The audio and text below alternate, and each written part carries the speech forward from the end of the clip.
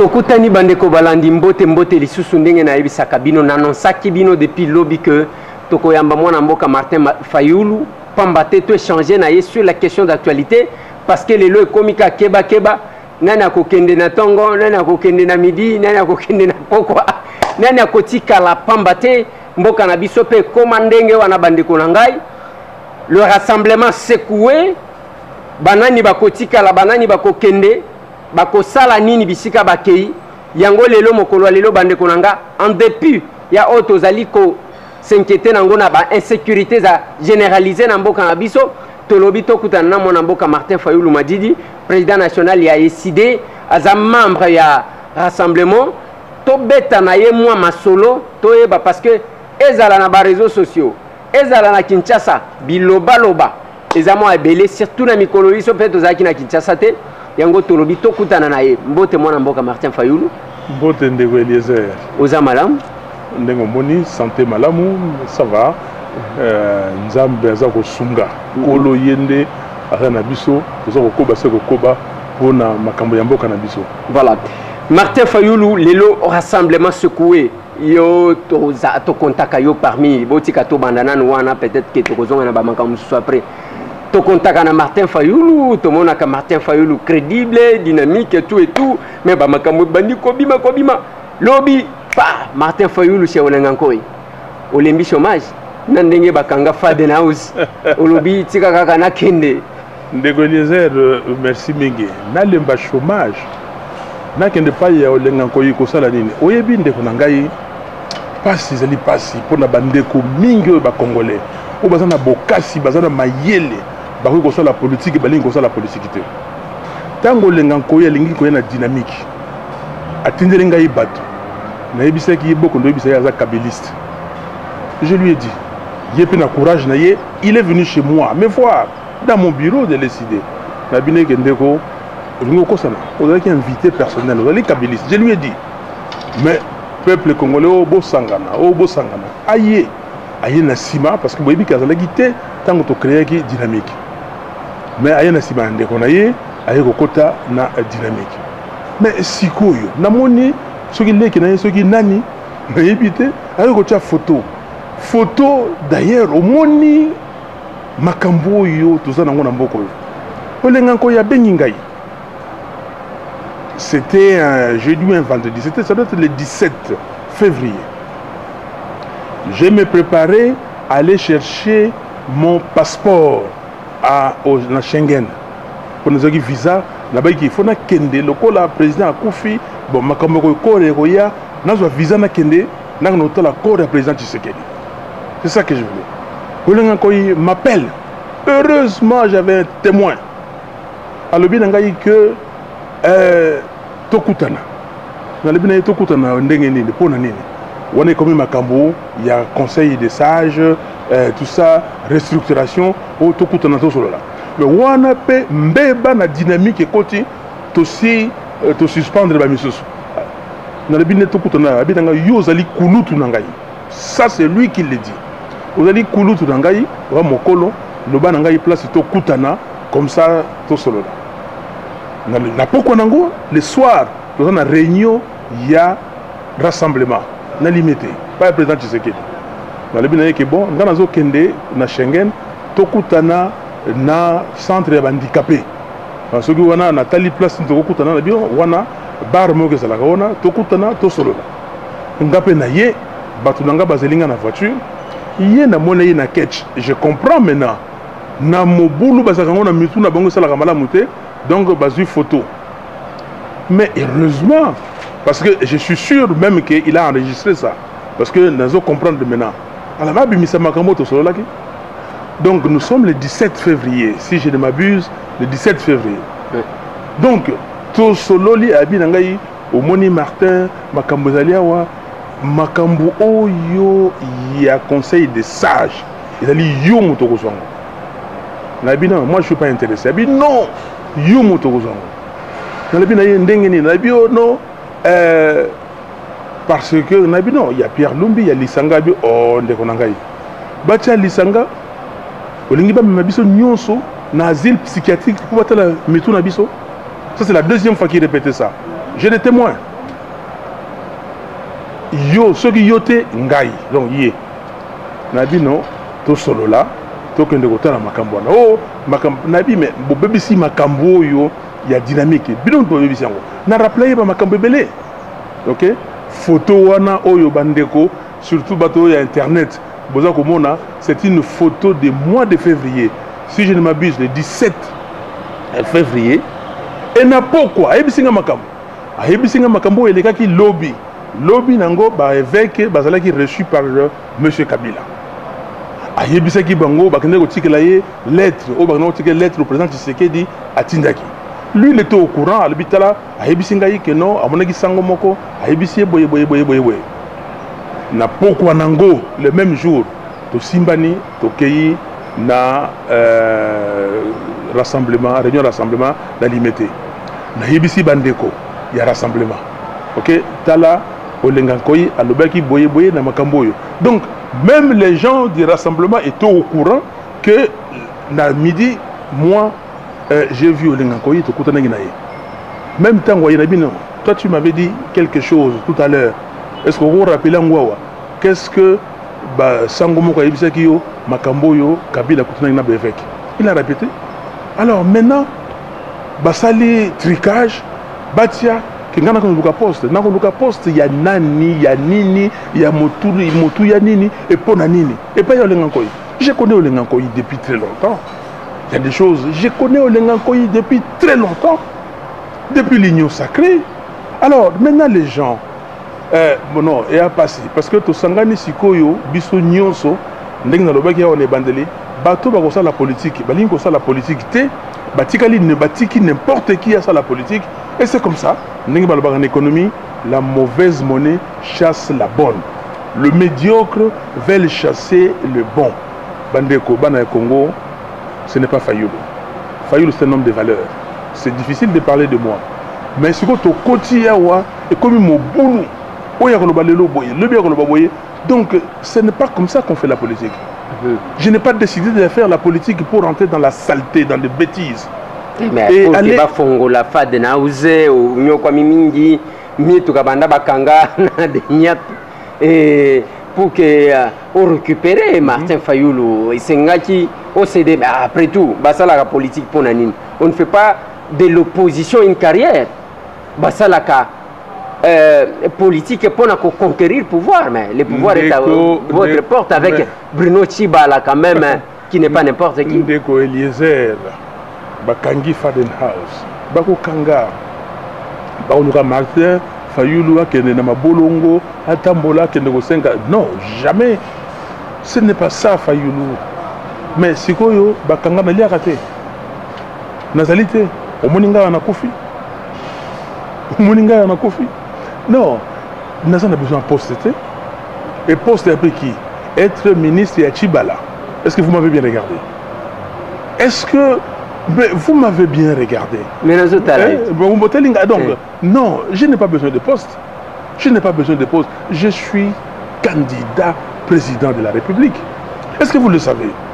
SID et Salaki congrès Nango. Yo Salaki du 3 au 5 décembre 2015. Combien de partis au Basalaki va congrès avant l'élection en 2016? Combien? Nous, on a fait un congrès. Nous avons pris des résolutions. 18 résolutions. Dans 18 résolutions, on a Moko Ezali que Fayulu est candidat à la présidentielle de 2016. C'était ça. Donc, et j'ai commencé la tournée. Quand j'ai commencé la tournée, Nake na Nord Kivu, na Goma, Nake na Kasai, na Kananga, Kasai occidental. Tant on a commis kuna, Bumoni ndenge batubaye, na longwe nake na Bandundu, na Bandundu tambola na Bagata wana, nake na Bandundu ville, nake na Kuili na tambola, pona kokene kikwiti na msusu babi moto yo akobebisa makambu, ba ko kangangai hôtel. Mais ndeko nangai.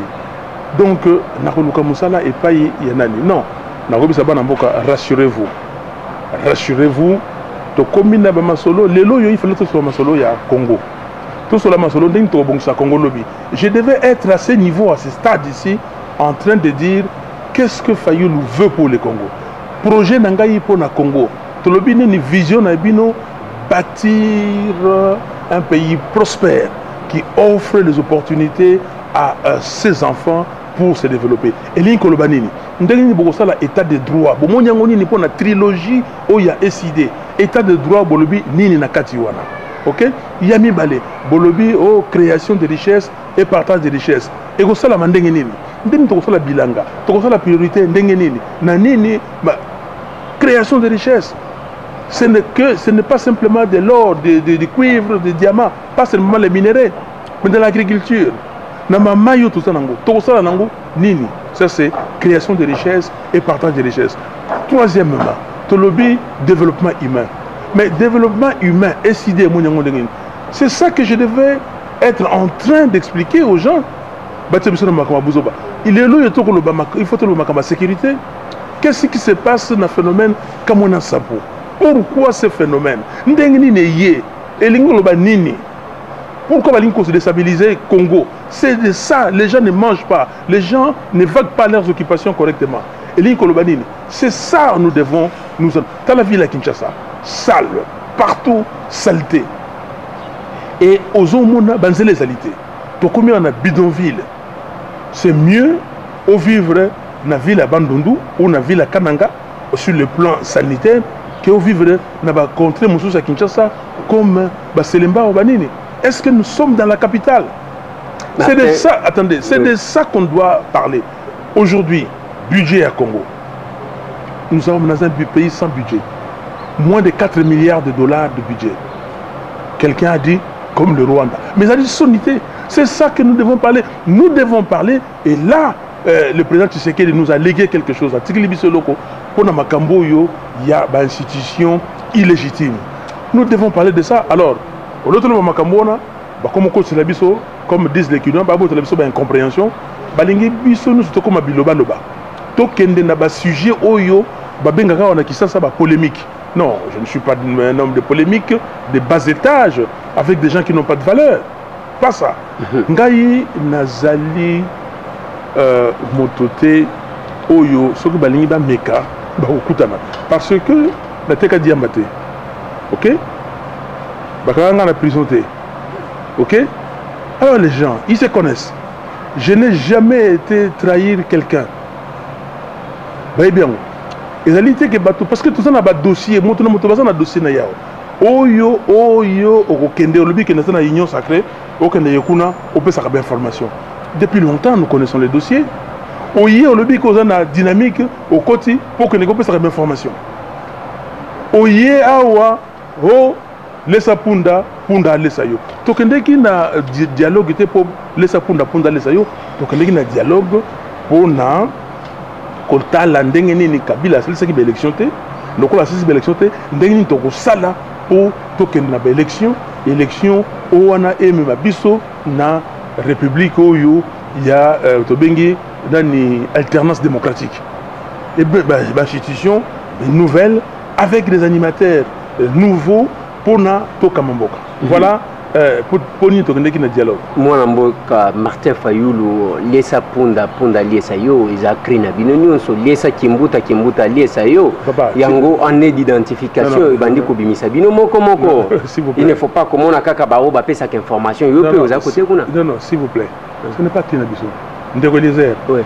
Je suis un humain, je suis un Congolais et vous savez comment ça marche dans le monde. OK? Zanambongo ce que vous allez, vous voyez que ce que sali équation, il y a revenu. Revenu égale consommation plus épargne. OK? Na épargne, on a batazo bon mbongo et puis bato bon crédit, banini, baké na ba banque pour na crédit.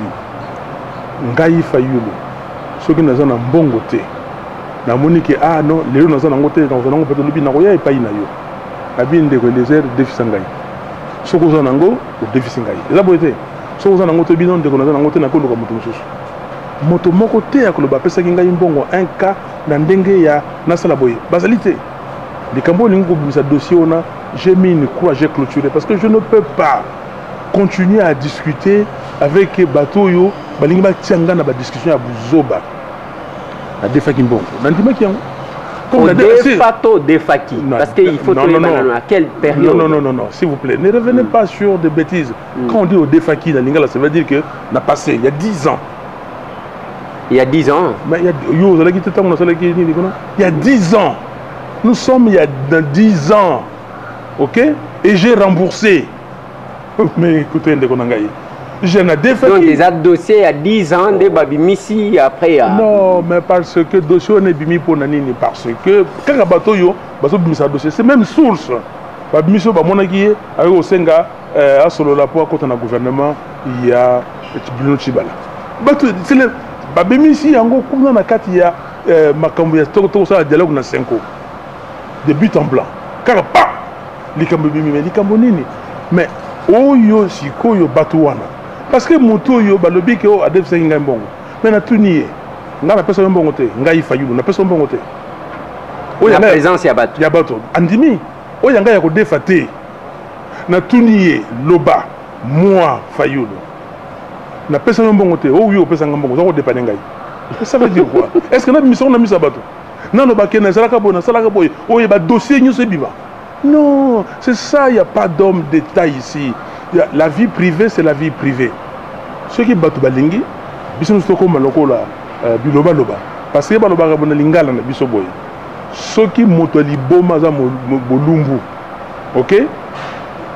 Yaza Bolumbu a bandi ko soigner ça yo. Yo po longoli bilamba. Bilomi balé bo tikali Bolumbu, beaucoup mi ko soigner yo po ko mutali boma. Alors ko tana makambo te.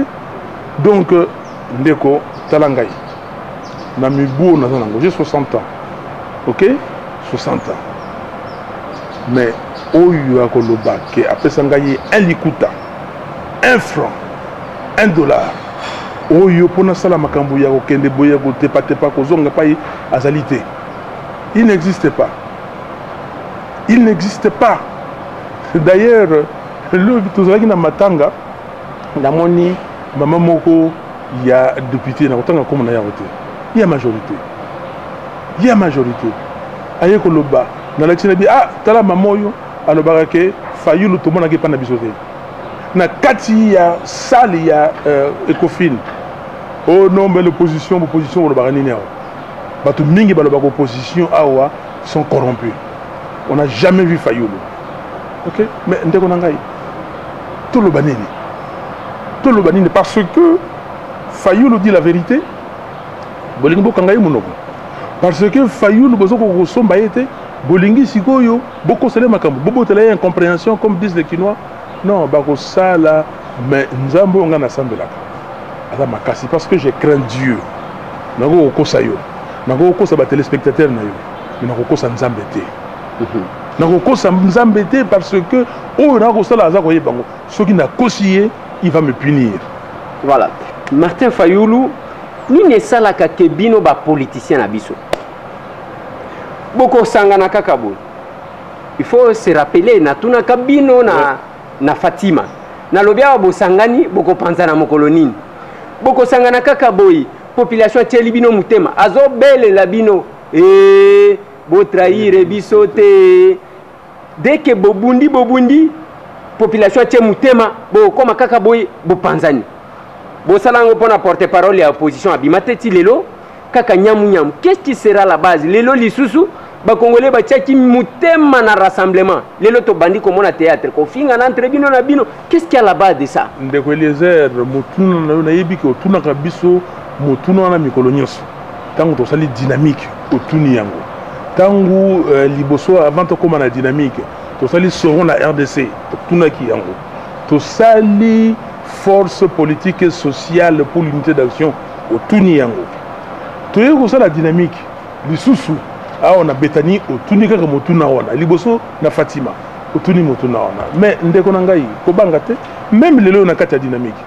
Est-ce que Basili Franco a yembaki bandoki Basilité. Tout ça na politique, Kabila na mbongo ya l'État ou tout ça, azana batu, bazana ba agent na bango, bago tambola partout. Bino mo kanisa isili et s'il était pas misusu bazana kati ya rassemblement lelo quand je dis non ndenge na solo bawa ba téléspectateurs no basoko yoka j'avais dit non à beaucoup de gens na otanga comme na bangote bolobaki non Fayulu alingi kosangana moto boye te oh non aza radical mais siko toza wana nayokaki bino nabi bana mboka nake meme poto bana ya poto babi nanga me pona nini osangani na moto oyo nabi me bandeko mais bino mo bolobaki ke tozala rassemblement te pona nini moto oyo nabi non ce n'est pas grave botika bomona tokokende mi tokomema bango na ndenge moko ya elulu donc oyo baza koya bakotinda bango parce que bango bazwaka mbongo kaka na koteka bato rochero ayemba yango te hein kompani bakosalaka tokomonaka te Kinshasa lelo yo etondi nde na bandoki bandeko basusu bazali kokamwisa biso bakozwaka mbongo kaka na koteka bato kompani bakosalaka tokomonaka te oyebi kompani basalaka mokomona bango mbongo okomona ye na voiture ya monene et tout ça c'est ça le problème et s'il était aussi la pété mais biso tokokoba se kokoba parce que peuple azali sima na biso yango na ndeko kobanga te nazobana na batelespectateur na yo babanga te bacongolaise bacongolais bobanga te nalingi à un moment donné beau diriger c'est vous c'est le peuple beau diriger débat bato bayelino débat ya kolekisa biso tango ya polémique inutile non nous ne sommes pas là aujourd'hui la question essentielle pour la RDC c'est comment appliquer l'accord de la Saint-Sylvestre comment tout mettre en œuvre accord au président Tshisekedi à Tikeli Biso pour ça qu'on la démarche boyoki que délégation ya haut niveau ya Union africaine za koyawa c'est ça l'isolo tokobeta tokoloba na bango ndenge nini et ko changer nini premier ministre a déjà nommé s'il vous plaît non ça c'est d'ici là son gouvernement va sortir et ko changer nini bato mais obadi banga changer nini oyibisa nga likambo ndenge kaka lelo yo obaki mais Fayulu badi banga zali mais échanger nini siko ye kuna komi kobeta makofi hein soki moto akomi ti na niveau wana oza na point au bati wana ozwi likofi obesi agent de l'ordre ça veut dire que elekeli yo kolekela on elekeli yo bana boyebi lingala bo salango boule elingi koloba nini donc Bruno Tshibala kolekela ye mais Bruno Tshibala n'a pas de muscle mais est-ce que vraiment mais tout ça wapi ndenge tokomi wapi toza wapi sikoyo tout ça kaka na Congo na bato tozo komona wa non ndenge tolobi tout ça na politique makambo mingi pe bala nyonso balobaka te oyo mingi toyebi tolingi totala liboso totala ndenge tokobongisa mboka nalobi ke lelo yo il faut toloba accord il y a 5 ans accord à Saint-Sylvestre accord il y a 31 décembre 2016 comment mettre ça en application likambo tokosolola lelo yo ce sont les institutions illégitimes mais bokosala na assemblée nationale nini bokosala na sénat nini bokosala na assemblée provinciale nini bokosala na gouvernement provincial nini parce que Kabila bokosala na ye nini c'est ça des questions qu'on doit se poser parce que nous n'avons pas un président de la République légitime si l'accord n'est pas appliqué c'est ça les débats c'est que ndenge naza kotambola konde bisabatu accord nini koloba nini le débat et la discussion c'est ndenge tolingi to traduire accord wana na lingala na kikongo na swahili na kiluba po bato bayeba que na accord et ndenge koloba lobi boye que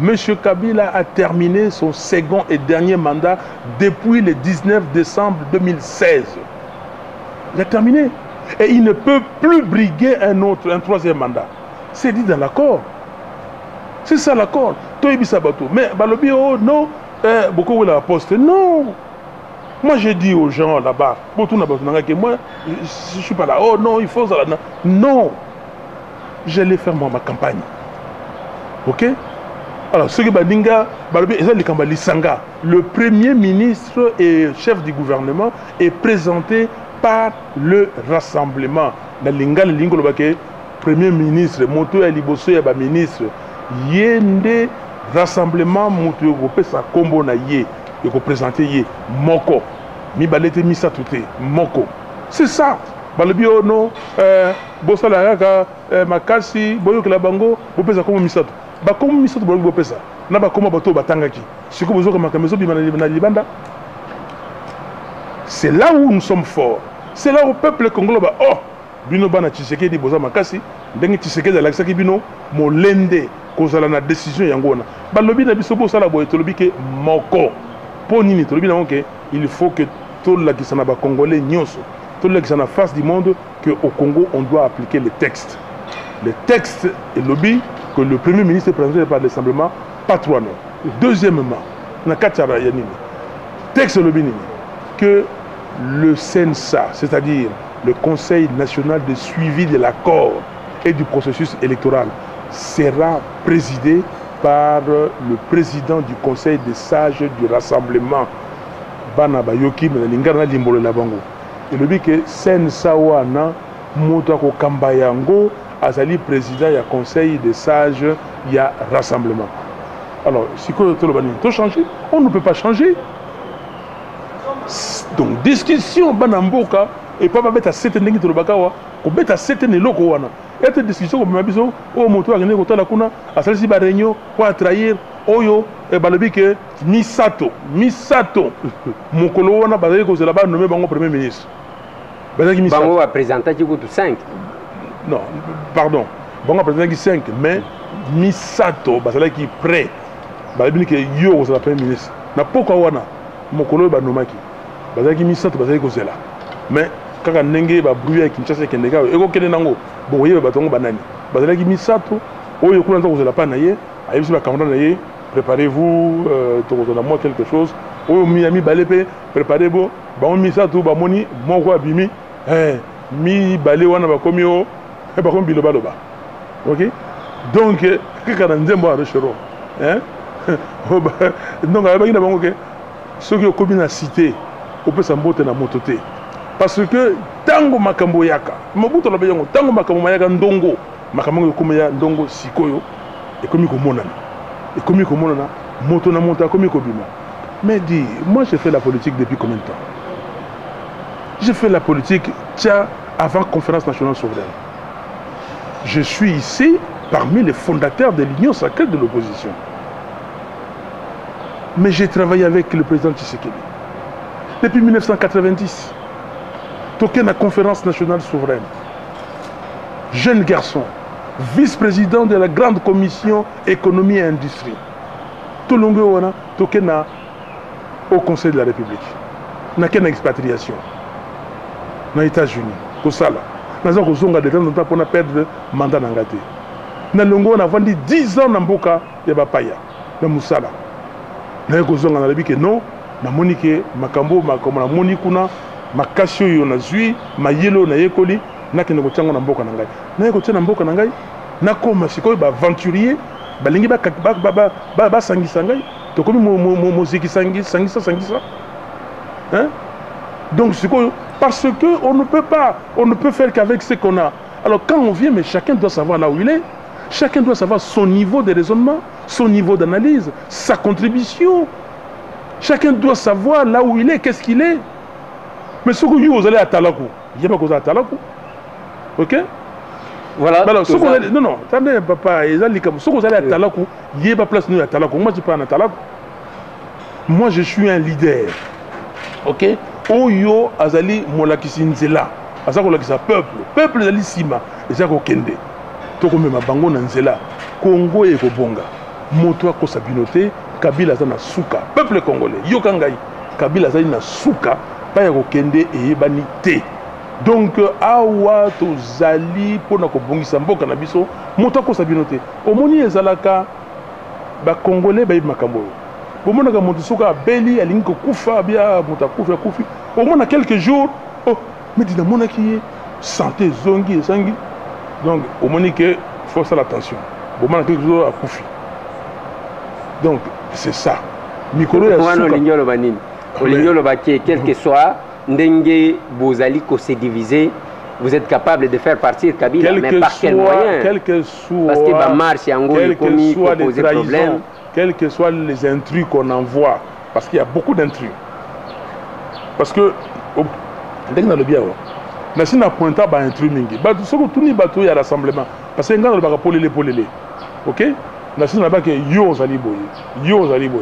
Dernièrement, to sali mukanda ko tanga. Le bio moto boya tanga. On a dit non, moto ya kotanga te parce que azali moto mbele ya mino mibale ozomona au rassemblement mais balobaka Fayulu radical même ça que si être radical c'est de dire la vérité, je suis d'accord. Si être radical c'est refuser la compromission, je suis d'accord. Donc kobangate otunaki l'ICCO na ngolobani et Kabila komi na suka nyonso aza kosala babe yango na français, ce sont les élucubrations de la faim. Ezali que moto soka komi na suka donc a komi ndengo wana parce que le lion est blessé et est en train de tout faire. Bande kombo bande konangai to tala kotika kongote kotika bisote kotika binote parce que bisoyo ngai vina ngai tikali na pesi yango na bana ya Congo na pesi yango na Congo poto sala oyo tokoki kosala papa Tshisekedi asali oyo akoki kosala tobengi ye père de la démocratie atikeli biso tokosala tokoki kosala mais tomatisa mboka ekende likolo po lobi sonyo tolati elongwa. Merci beaucoup Mwanamboka Martin Fayulu. Merci Ndeko Lézère. Merci aussi Bandeko Balandi Nazwakie parce que Bosengaki to zoye to tuna epe to annonçaki bino ke tokozo Mwanamboka Martin Fayulu Madidi président national ya SID à répondre na bamituna nyonso tout est-ce que ko luka ba poste parce que même nga place nazalaki na lubima peut-être nazo lota tondenge nini Martin Fayulu akende kokota parce que loko sala Tshisekedi eza koboya le pouvoir pour le pouvoir. Ce n'est pas que Martin Fayulu a kotikala ka libela na opposition mais cause pouvoir pour le pouvoir yangonde tozo boya parce que pouvoir pour le pouvoir vous n'allez pas servir la nation, vous n'allez pas servir le peuple.